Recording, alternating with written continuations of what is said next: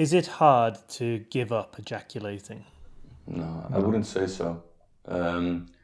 It's a bit strange at first because you have this reflex of when it gets really horny to get rid of that the horniness through ejaculation. But after a few days already, it's just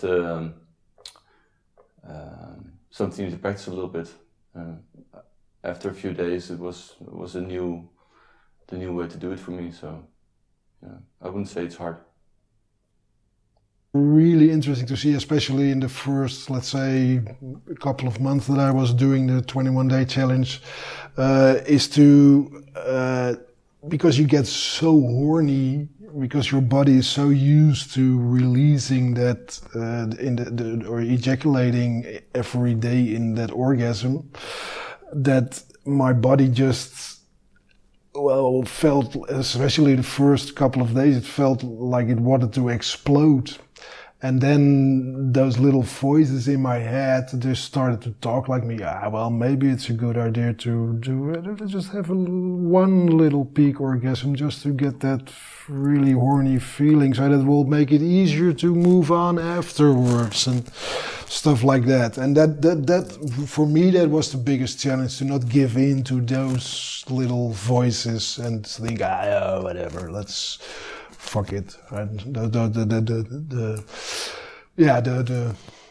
voices that are sort of connected to your addiction, right? That will just make it okay to fail or stuff like that. That was for me the biggest challenge, to keep away from that. And what also really helped me is to really communicate with my partner about the troubles I had.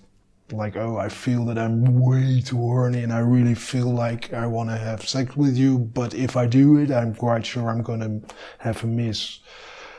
And so that's I can imagine that for a lot of guys that it's sort of hard to tell your partner or your date that you were not able to fuck them because, so it requires from from both ways some help for each other, so that you know where your partner is at, etc., etc. So that's also important.